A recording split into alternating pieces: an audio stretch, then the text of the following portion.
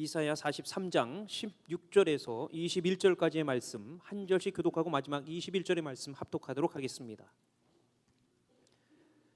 나 여호와가 이같이 말하노라. 바다 가운데의 길을 큰 물 가운데의 지름길을 내고 병거와 말과 군대의 용사를 이끌어내어 그들이 일시에 엎드러져 일어나지 못하고 소멸하기를 꺼져가는 등불 같게 하였느니라.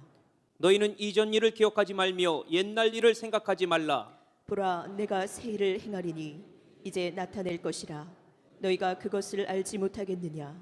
반드시 내가 광야의 길을 사막의 강을 내리니 장차 들짐승 곧 승냥이와 타조도 나를 존경할 것은 내가 광야의 물을 사막의 강들을 내어 내 백성 내가 택한 자에게 마시게 할 것임이라.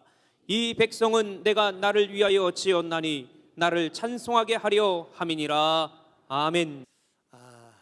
저 사람하고는 정말 말이 안 통해. 저 사람하고는 말이 안 돼. 이렇게 말할 때 우린 정말 말이 안 통한다고 느낄까요? 아니면 마음이 안 통한다고 느낄까요? 마음이 안 통하는 겁니다. 이 마음이 안 통하면 말도 통하지 않고 그리고 생각도 같을 수가 없어요. 한 해를 살아가면서 전 여러분의 마음이 하나님의 마음이 되고 하나님의 생각이 여러분의 생각이 되어서 정말 하나님과 통하는 특별한 한 해를 살면 좋겠다. 그리고 여러분 하나하나를 통해서 하나님께서 드러내 주시고 나타내 주시고 보여주시고 또 말씀하시는 그 많은 것들이 구체적으로 나타나면 좋겠다 하는 생각을 하면서 오늘 말씀을 나누려고 합니다. 제가 이런 생각도 해봤다니까요. 첫 주부터 한 5주 정도는 우리 교회들이 이번에 말씀 카드를 뽑은 거를 목사님 이 말씀으로 말씀 좀 전해주세요 라고 저에게 문자를 딱 보내게 해가지고 선착순 5명 거를 뽑아서 5주 동안 말씀을 전할까? 괜찮아요? 아니면 성경을 휙 돌리다가 탁 걸리는 거 그걸로 말씀을 전할까? 많은 생각을 하다가 이 말씀을 이렇게 묵상하는 순간 이거다. 이게 새해 첫 번째 우리 모든 성도들에게 꼭 필요한 말씀이겠구나 하고 선택한 말씀이 이사야 43장의 말씀입니다.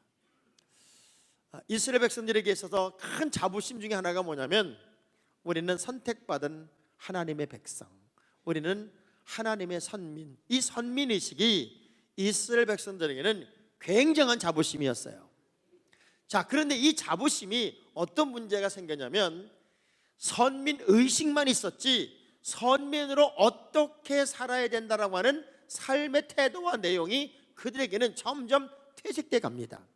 그래서 그들의 자리를 잃을 때마다 그들의 자리가 이탈될 때마다 하나님은 너무나 사랑하시기에 하나님의 선민의 자리에 그들이 꼭 있기를 바라시기에 그들을 매를 대기도 하고 그를 고난을 주기도 하고 어려움을 주기도 해서 꼭 제자리 찾도록 끊임없이 노력을 하셨어요. 그게 사무엘하 7장 14절의 말씀입니다. 우리 함께 읽어보겠습니다. 시작. 나는 그에게 아버지가 되고 그는 내게 아들이 되리니 그가 만일 죄를 범하면 내가 사람의 매와 인생의 채찍으로 징계하려니와. 자, 나는 너희 아버지가 되고 너희는 내게 아들이 되어야 되는데 만일 그 자리를 너희들이 이탈하면 내가 인생의 채찍과 사랑의 매를 대서라도 제자리를 찾게 해줄 거야. 이게 하나님의 계획이었어요. 음식을 만드는 데는요 꼭 2가지가 필요합니다. 소금과 설탕이 필요합니다. 인생의 맛을 내는데도 꼭 2가지가 필요해요. 하나는 웃음과 눈물입니다. 여기서 눈물은 슬픔의 눈물이 아니라 너무 기쁘고 감동이 돼도 눈물이 나오잖아요. 그러니까 우리가 살아가면서 잘 웃고 감동의 눈물을 많이 흘리는 인생은 인생의 맛을 느낄 거예요. 근데 늘 슬프고 늘 짜증이 나면 사는 게 왜 사는지를 몰라서 꼭 이렇게 말하는 분들 있잖아요. 난 요즘 왜 사는지 모르겠어. 사는 게 재미가 하나도 없어. 그냥 숨이 붙어 있으니까 사는 거지. 옆 사람한테 물어보세요. 혹시 그렇게 살아? 물어봐 보세요. 근데 난 요즘에 정말 살맛이 나. 너무너무 좋아. 길거리 지나가는 사람에게 물어본 거 아니에요? 요즘 어떻게 사세요? 1등 그럭저럭 삽니다. 2등 마지못해 삽니다. 3등 죽지 못해 삽니다. 정말 남에게 행복을 줬던 사람의 대답이 뭔 줄 알아요? 저는 요즘 살맛이 납니다. 제가 여쭤볼 테니까 여러분도 한번 그 대답을 해보세요. 요즘 어떻게 사세요? 지금 요까지 나온 대답이 그럭저럭 요게 나오려고 그래가지고 다시 여쭤볼게요. 요즘 어떻게 사신다고요? 자, 그 살맛이 난다고 말할 때는요, 어떻게 말을 해야 되냐? 주먹을 딱 쥐면서 살맛 납니다 이렇게 말해야 되냐? 여러분, 살맛 납니다 이러잖아요 지금. 자, 다시 여쭤볼게요. 요즘 어떻게 사세요? 살맛이 나야 돼요. 왜? 내 하나님은 하나님의 선택된 백성을 단 한순간도 한 번도 포기하거나 버리는 적이 없어요.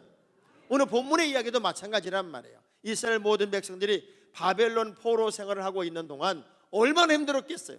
얼마나 불확실한 미래에 대한 절망감이 있겠으며 고난과 역경에 좌절하고 무너지는 때가 얼마나 많이 있었겠냐고요.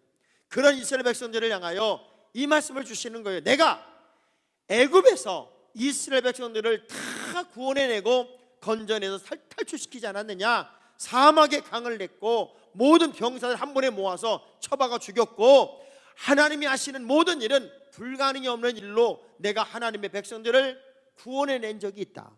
그런 것처럼 지금 바벨론 포로에서 신음하고 있는 이스라엘 모든 백성들을 내가 반드시 애굽에서 탈출시킨 것처럼 구원해낼 것이다.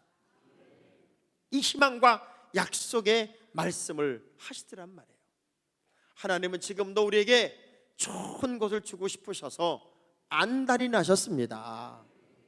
그래서 시편 기자는 시편 107편 9절에 이런 고백을 해요. 우리 하나님이 어떤 하나님이냐면 시작. 그가 사모하는 영혼에게 만족을 주시며 줄인 영혼에게 좋은 것으로 채워 주십니다. 사모하는 영혼에게는 만족을 주시고 줄인 영혼에게는 좋은 것을 주고 싶으셔서 더 채우고 싶으셔서 어쩌면 안달이 났다는 거예요. 그게 하나님의 마음이에요. 여러분, 한 해를 살아가면서 진정으로 승리하고 사는 삶이 어떤 삶을 살아야 될까? 미국에 이런 통계가 있어요. 하버드 대학교에 2학년짜리들만 모아서 한 교수가 테스트를 합니다.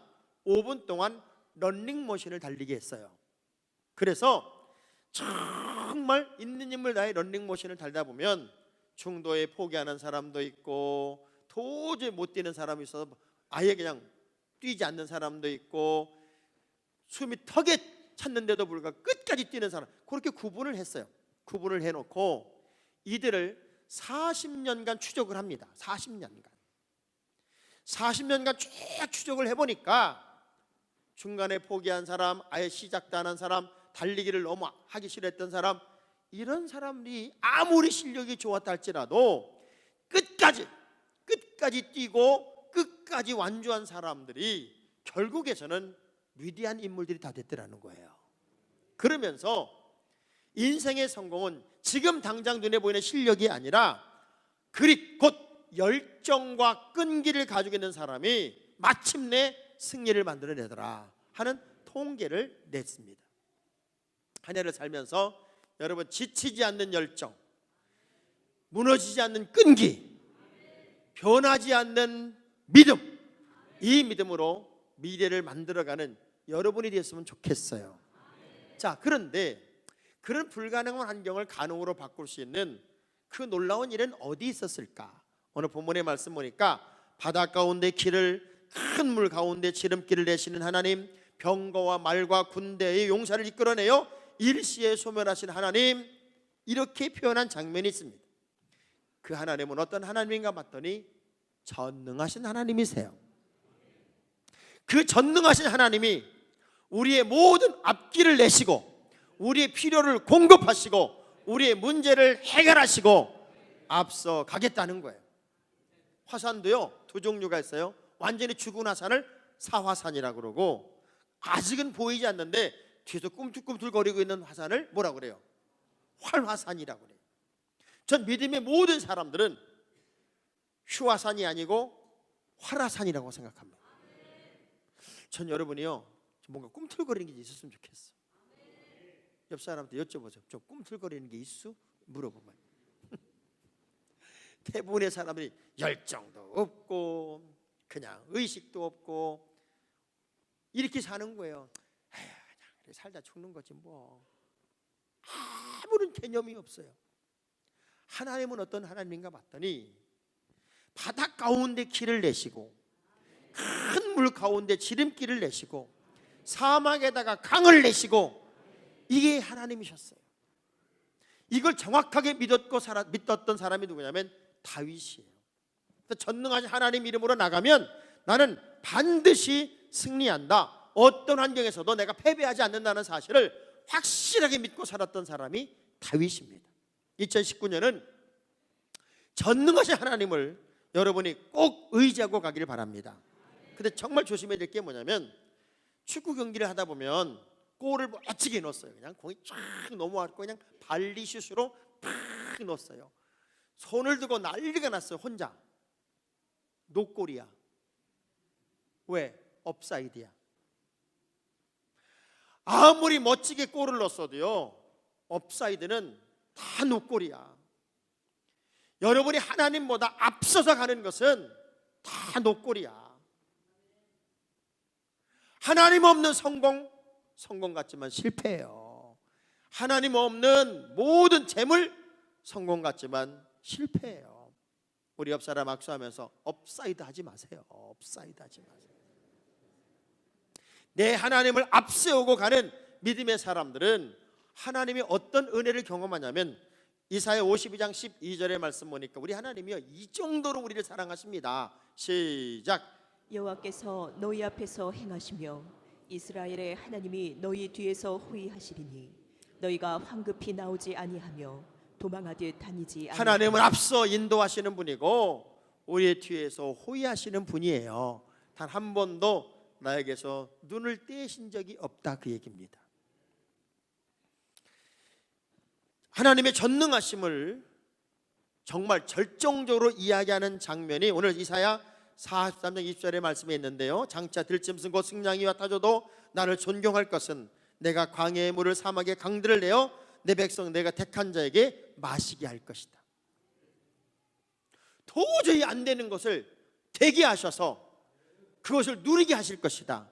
도저히 불가능한 것을 가능하게 하셔서 하나님의 역사를 그들에게 나타낼 것이다. 이게 하나님의 전능하심을 묘사한 아주 중요한 말씀 중에 하나였어요. 현재 이스라엘은 바벨론 포로예요. 내가 할 수 있는 게 하나도 없어요. 우리가 일제 포로기에 식민지에 있을 때 우리가 할 수 있는 게 뭐예요? 다른 나라 가서 독립운동 조금 하는 거지, 그렇게 해서 나라가 해방되겠어요? 불가능했어요. 그런데 원자 폭탄이 일본에 떨어질 때 어떻게 알았냐고요? 그거 아니었으면 우리나라는 지금 일본이에요. 하나님의 강력하신 능력이 여러분의 인생을 지배하고 여러분을 이끌어가는 특별한 한 해가 됐으면 좋겠습니다. 그 전능하신 하나님을 여러분이 의지하고 믿어가는 거예요. 제가 무슨 얘기를 이전에 그런 얘기 한 적이 있습니다. 여러분, 돈을 감추는데, 비상금을 감추는데 최고로 안전한 데가 어디냐? 그때 제가 일러준 게 아내의 여고 시절 앨범에다가 넣어놔라. 그때 너무 보기 싫게 사진이 찍혔기 때문에 다시는 안 보고 싶은 게 여고 시절에 자기 사진이기 때문에 거기는 안전하다 그랬는데, 새로운 버전이 나왔더라고요. 제일 돈 감추기 안전한 데가 어딘가 봤더니, 예전에 쓰다가 다 낡아가지고 이제 집에다 보관하고 있는 성경책 안에다가 넣어놓으면 제일 안전하답니다. 일단 도둑놈들이 성경책에 관심을 가질 일이 없다. 성경책을 절대 펴볼 인간은 나쁜 놈 중에 없다. 또 성경책에 관심을 기울이고 성경책을 펴보는 사람은 믿음이 있는 사람이기 때문에 남의 돈을 훔쳐갈 리가 없다. 그래서 성경책이 제일 안전하답니다. 근데 오늘 이 얘기 들은 사람들은 거기다가 감추지 마시기 바랍니다. 여러분의 아내들은 너무 독해가지고 거기도 열어볼지도 모르겠습니다. 하나님을 표현할 때 창세기 18장 2절에 3절의 말씀 보니까 하나님을 어떻게 표현하냐면 전능하신 하나님이 이렇게 표현했어요. 시작. 전능하신 하나님이 내게 복을 주시어 내가 생육하고 번성하게 하여 내가 여러 족속을 이루게 하시고. 전능하신 하나님은 무소불위하시고 모든 걸 이룰 수 있는 분이기 때문에 불가능을 가능으로 바꾸신단 말이에요. 그 하나님이 여러분의 손을 딱 잡고 있습니다. 근데 그 하나님이 이스라엘 백성들에게 무엇 해주신다고 약속을 하냐면 새 일을 행할 것이다. 새 일을 이루어 줄 것이다. 제가 자주 하는 얘기입니다. 지금부터 시작한 여러분의 모든 생애는 한 번도 살아본 삶이 아닌 매 순간이 새 날입니다. 매 순간이 새 시간입니다. 매 순간이 새 발걸음입니다. 시카고에서 우리 큰아이가 신앙생활할 때 청년부를 담당했던 부장 부부가 있어요. 부장 부부. 이분들은 이제 아기가 없어서 그 교회에 나오는 모든 유학생들, 청년들을 이제 자신의 영적인 아이라고 생각을 하고 섬깁니다. 이번에 장로님이 되셨는데 부부가 그분이 저에게 구절절 신년 인사와 함께 메시지를 보냈어요. 목사님, 매일 같이 만나는 청년들은 늘 새롭습니다. 지금 20명도 안 됐던 청년들이 70명이 넘게 출석하기 시작했고 이번 작년 한 해 동안 100명이 넘는 유학생들이 왔다 갔습니다. 그런데 나이가 많으신 그 교회에 힘을 쓰는 장로님 한 분이 청년부 예산을 70%를 삭감을 해서 이제 인원은 많아졌는데 청년부를 감당하기가 어려워졌습니다. 그런데 한 가지 희망은 제가 하나님께 기도를 했습니다. 더 많은 복을 주셔서 교회 예산을 하나도 안 줘도 내가 수백 명을 책임질 수 있는 그런 부장이 되기로 마음을 먹었다는 거예요. 그 희망을 가졌던 게 언제냐면 그렇게 속을 새게 된 청년 하나가 다른 교회에서는 애물단지가 돼서 자기 교회로 왔는데 그 청년이 자기 교회로 온 지 2년 되었을 때 한국에서 부모가 왔을 때 자기 부부를 이렇게 소개하더랍니다. 엄마 아빠, 내 시카고 엄마 아빠야. 그 소리를 듣는 순간 내가 저들에게 베풀었던 사랑, 작은 것이었음에도 불구하고 그렇게 크게 받은 것이 저 사람을 새롭게 만들었다는 사실을 알고 난 다음부터 나는 청년 사역을 멈출 수가 없습니다. 새롭게 되는 사람을 보는 건요 정말 기분 좋은 거예요.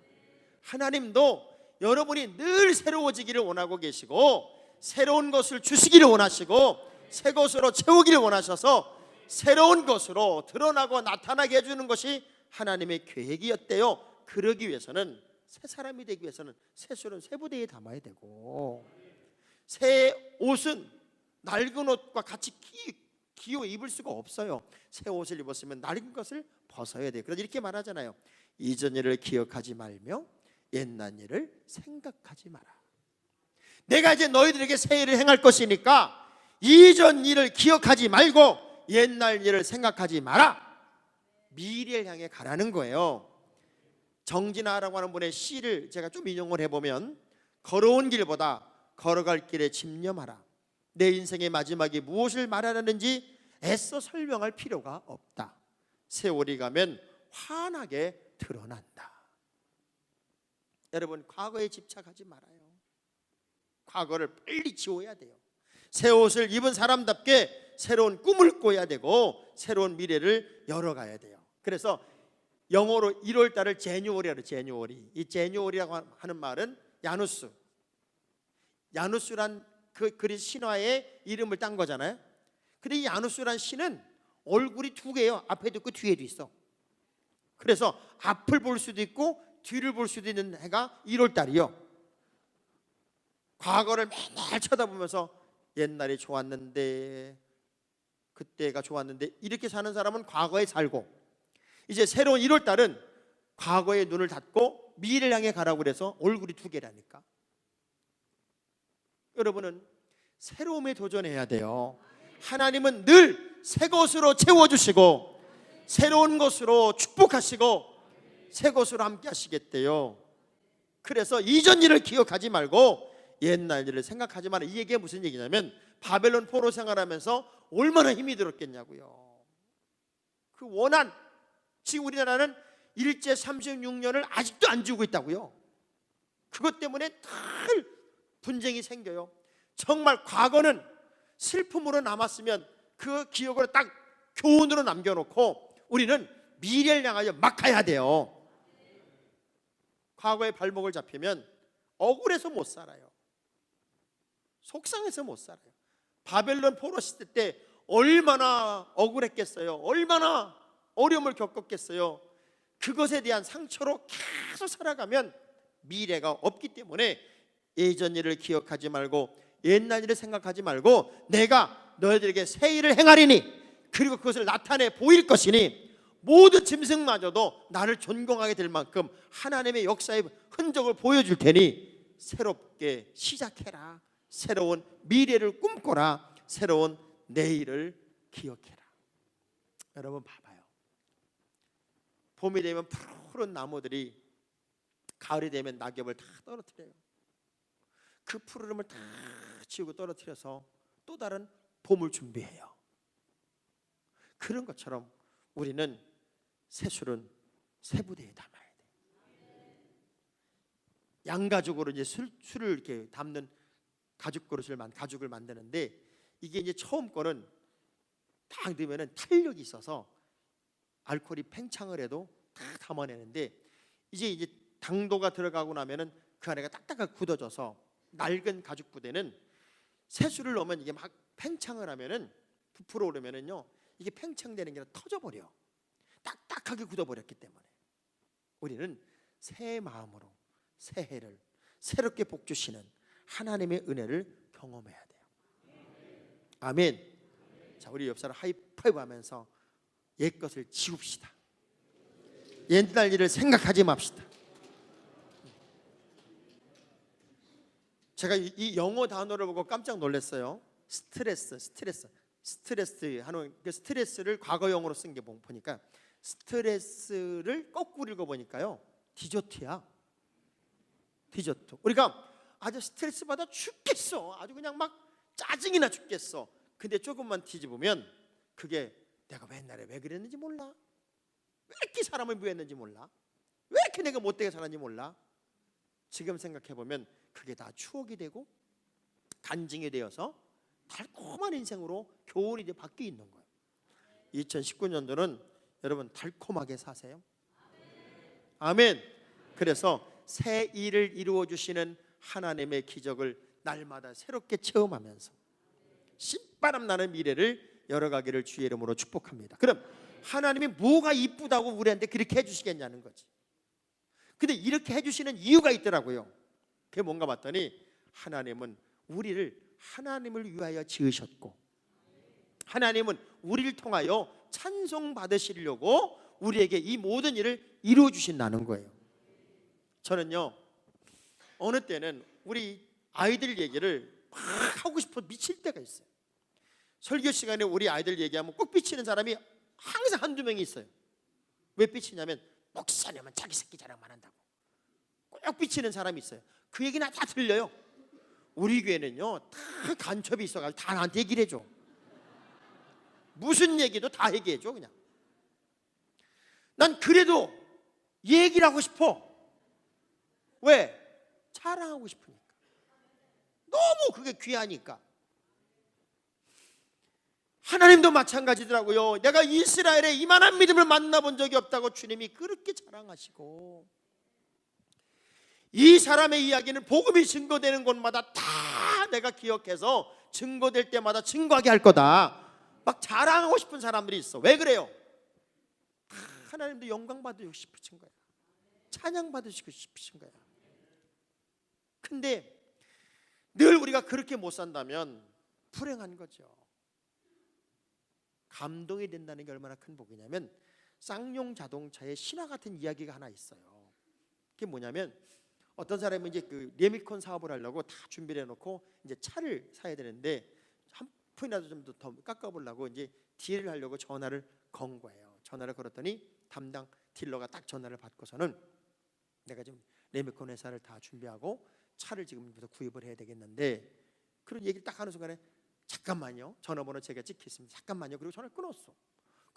자기는 굉장히 감동적으로 지금 자동차 사주겠다고 나한테 굽시고 그럴 줄 알고 전화 걸었더니 다 얘기도 듣지 않고 전화 끊으니 기분이 나빴겠어요, 좋았겠어요? 되게 기분이 나쁜 거야. 근데 바로 전화가 오는 거야. 물어봤죠. 왜 전화를 내가 하는데 끊었어요? 이 딜러가 이렇게 말합니다. 선생님의 발신 전화를 보니까 시외 전화입니다. 시외 전화는 금방 상담이 끝날 것 같지가 않은 전화였는데 요금이 많이 나올 것 같아서 그 부담을 덜어드리기 위해서 제가 전화를 걸 생각으로 빨리 끊고 전화를 드린 겁니다. 이 한마디에 이 사람이 그냥 감동을 해가지고 16대를 샀어. 16대. 여러분, 감동은 사람을 바꿔버려요. 하나님을 감동시켜 봐봐요. 여러분은 맨날 뭐만 원해요? 나를 감동시키래. 하나님 나를 감동시키래. 나를 좀 한번 기분 좋게 해보래.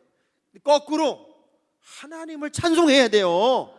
하나님을 경배해야 돼요. 하나님을 노래해야 돼요. 이 충만하다는 것은 다른 게 들어갈 데가 없다는 거잖아요.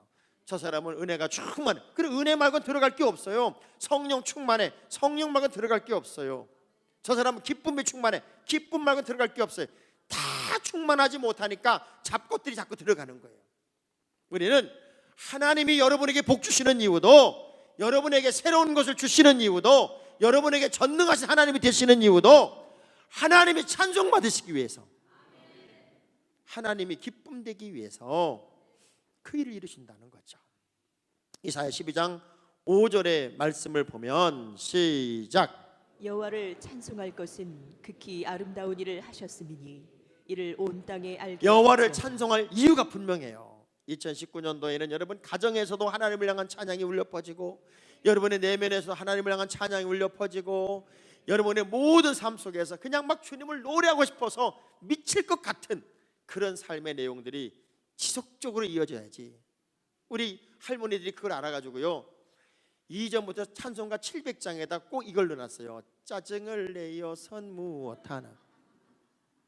짜증내지 마라. 크리스찬의 가장 큰 양념은 기쁨이에요. 웃음이에요. 행복이에요. 마귀가 틈을 탈 수 없을 만큼 하나님을 노래하고 삽시다. 하나님을 찬양하고 사시기를 주의 이름으로 축복합니다. 저는 이스라엘 백성들이 바벨론 포로에서 이 말씀을 들으면서 얼마나 행복했을까를 생각해봐요. 하나님이 우리를 버린 줄 알았어. 이 포로 생활하는 고난 속에서 하나님 우리를 외면한 줄 알았어. 그런데 이사 선지자를 통해서 너희들의 미래는 내가 책임진다. 사망의 광을 낼 것이고 바다의 길을 낼 것이고 지름길을 내서라도 너희들을 출애굽시켰던 것처럼 바벨론을 시킬 것이고, 너희들에게 이제는 과거를 싹 지우게 하셔서 새로운 것으로, 꿈 같은 것으로 채워줄 것이고, 그리고 너희들을 통해 내가 찬양받고 짐승들도 나를 존경할 만큼 큰 일을 이루어낼 것인데, 그것이 이론이 아니라 너희들의 삶 속에서 드러나고 나타나고 보여지고 그 일을 내가 할 것이다 하는 약속의 말씀을 받았을 때 얼마나 좋았을까. 전 여러분의 가정에서, 자녀들에게서, 사업장에서 하나님의 일하심이 여기저기 드러나고 나타나고 보여지고 인정되고 그런 일들로 매일매일 하나님을 노래하고 찬양하는 특별한 삶이 여러분의 삶이 되기를 주의 이름으로 축복합니다.